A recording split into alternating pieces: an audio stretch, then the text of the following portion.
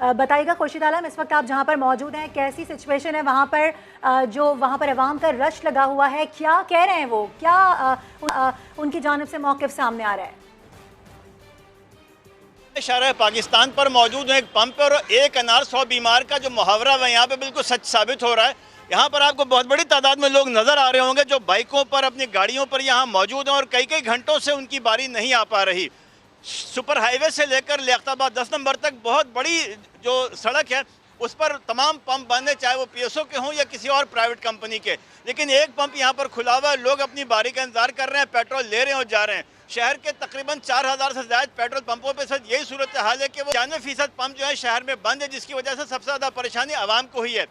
लोग मारे मारे फिर रहे हैं और उनका कहना है कि उनका पेट्रोल नहीं मिल रहा। उन्होंने हुकूमत से अपील की है कि इस तनाज़े को फौरी तौर पर हल किया जाए।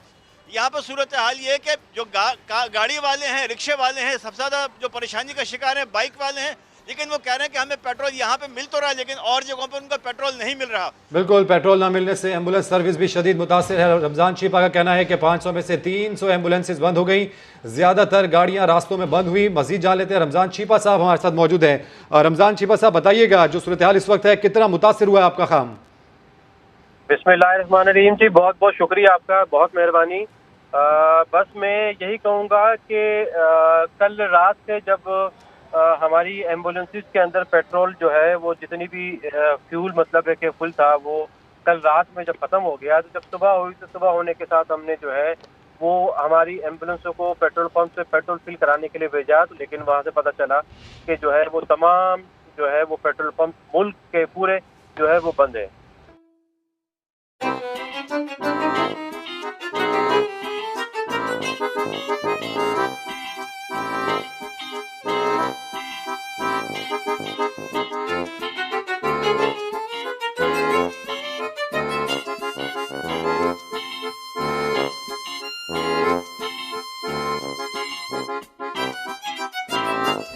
अब और बर्दाश्त नहीं हो रहा, अब बड़ा मुश्किल हो गया है।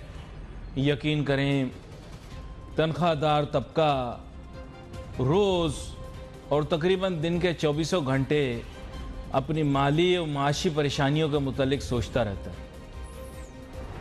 महंगाई ने लोगों की कमर तोड़ दी है।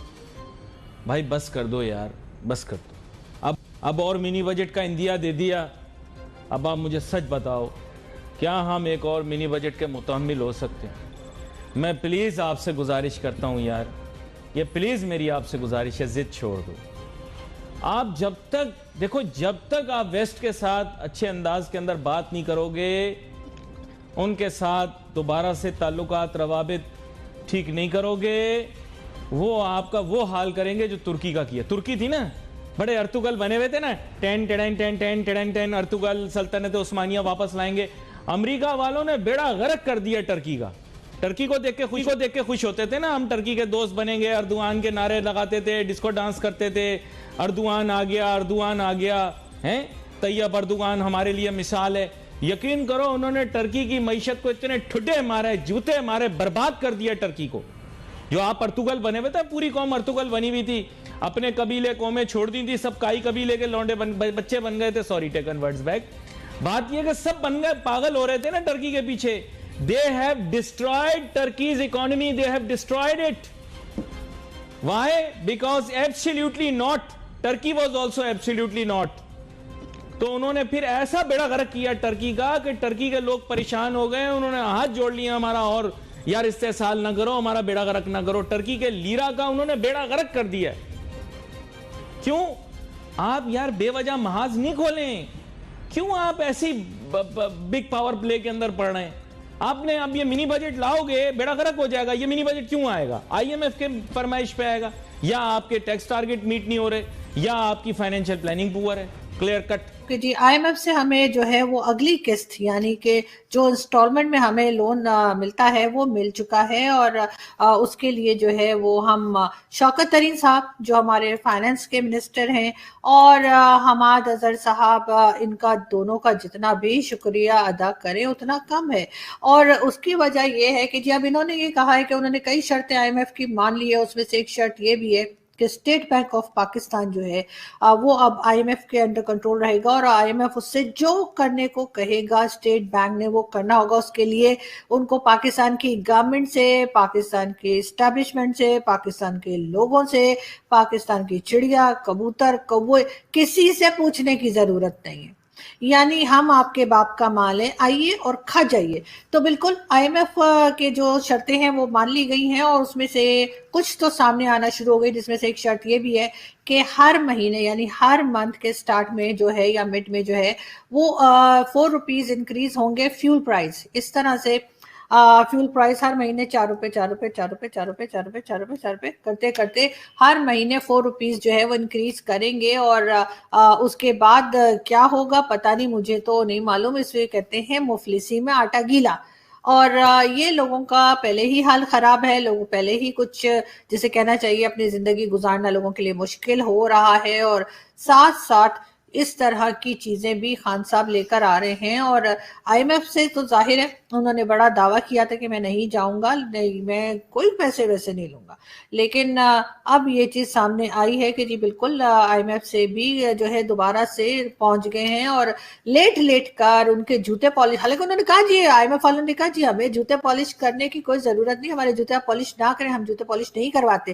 फिर भी हमारे जो लोग गए थे वहां पर उन्होंने खूब जूते पॉलिश किए और आखिर में पैसे लेकर आ ही गए। इसको कहते हैं टैलेंट, इसको कहते हैं काम करना। ये क्या बात हुई जी के इंडिया की तरह, इंडिया ने तो मैंने सुना 1991 के बाद जो आईएमएफ से पैसे कोई नहीं लिए और पता नहीं कैसे गुजारा करते हैं, लेकिन खैर करते हैं। लेकिन हमारा देखिए कि हम तो जी आईएमएफ से पैसे निकलवा लेते हैं। पैसे निकलवाना भी एक बहुत बड़ा आर्ट है। अगर कोई माने तो आप किसी से थोड़ा सा उधार लेके देखें, अपने किसी दोस्त से, अपने किसी रिश्तेदार से पूछ के जान खा जाता है कब वापस करो। पहले तो देते ही नहीं है, पहले तो ऐसे अपनी कहानियां सुनाने लगते हैं, ऐसे लगता है कि हमसे भी ज्यादा गुर्बत इनके ऊपर पड़ गई है। तो ज्यादातर देसी लोग इसी तरह के होते हैं। लेकिन ये तो हमारा टैलेंट है, ये हमारे प्राइम मिनिस्टर का टैलेंट है जो जहां जाते हैं कुछ ना कुछ लेकर ही आते हैं। तो बिल्कुल आईएमएफ के पास गए और आईएमएफ के पास पाकिस्तान की तरफ से मिनिस्टर्स जाएं, फाइनेंस मिनिस्टर जाएं और उसके बाद वो हमसे हमारे जैसे कहना चाहिए बच सके, हमारे मगरमच्छ के आंसुओं से वो हमारे बच सकें, ऐसा तो कभी हुआ नहीं। तो बिल्कुल जी आईएमएफ के पास से भी पैसे आ चुके हैं और जैसे कहना चाहिए कि स्टेट बैंक, मैंने जैसे आपको बताया कि हमने उनको दे दिया कि जी आप रख लो, हमने क्या करना है जी स्टेट बैंक का। स्टेट बैंक भी हमारे पास है, वैसे ही अजीब बात है, हमारे पास पैसे नहीं है लेकिन स्टेट बैंक हमने फिर भी रखा हुआ है और होना भी चाहिए। जैसा कि आप ये देख रहे हैं कि ये हमारी गवर्नमेंट के लोग हैं और दुनिया में ऐसी कौन सी जगह है जहाँ पे गटर बनाने के बाद जो है उसके बाहर खड़े होकर लोग दुआ करते हैं।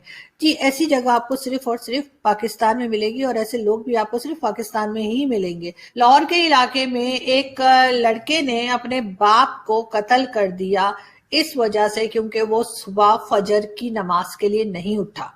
उसके बाप ने कहा होगा कि भाई मैं थका हुआ हूं या मेरे नहीं उठना है, मुझे नींद आ रही है, तो उसके ऊपर उस बेटे ने अपने बाप को कत्ल कर दिया, अपने बाप की जान ले ली।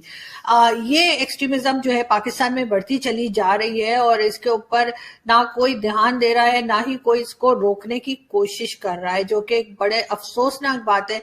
लेकिन क्या करें जी, इस तरह के जाहिल यहाँ पे रहते हैं, उनसे आप यही उम्मीद लगा सकते हैं। साथ ही हम एक वीडियो देखते हैं, लेकिन उससे पहले हम आपको ये बता दें कि जैसे हमने पहले भी बात की थी कि कहा जा रहा है कि जी अभिनंदन को क्यों अवार्ड दे दिया। अभिनंदन को तो हमने पकड़ लिया था और हमने बड़ा मारा पीटा था और वो तो उसने तो कोई हमारा F-16 भी नहीं गिराया। लेकिन साथ ही साथ एक वीडियो में अपने लोगों की याद दिलाने के लिए दिखाती चलूं कि असल में हुआ क्या था। और अभिनंदन की क्या बात करते हैं। मुझे याद है शाह महमूद कुरैशी साहब उस मीटिंग में थे जिसमें प्राइम मिनिस्टर साहब ने आने से इनकार कर दिया और चीफ ऑफ आर्मी स्टाफ तशरीफ लाए। पैर कांप रहे थे, पसीने माथे पे थे और हमसे शाह महमूद साहब ने कहा, फॉरेन मिनिस्टर साहब ने, कि खुदा का वास्ता है अब इसको वापस जाने दें क्योंकि 9 बजे रात को हिंदुस्तान पाकिस्तान पे अटैक कर रहा है।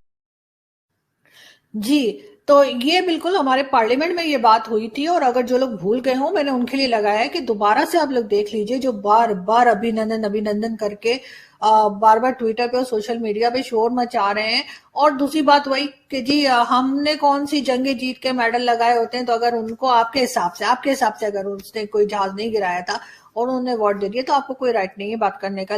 पंजाब में 51,000 स्कूल्स जो है उसमें जी ये चीज कंपलसरी कर दी गई है कि जी कुरान मजीद का पीरियड हुआ करेगा, मस्ट हर स्कूल में जो है कुरान पढ़ाया जाएगा। ये सुनते ही मोमिनों ने वो सिपारा जो 25 रुपए का आता था उसको 100 रुपए का कर दिया, बिल्कुल। और इसी तरीके से ईमान ताजा भी हो जाता है और इसी तरीके से जन्नत भी मिल जाती है। आप तो जानते हैं ना कि अगर 25 रुपए की चीज आप 100 रुपए में बेचेंगे तो उससे इस्लाम की कितनी जबरदस्त किस्म की खिदमत होगी।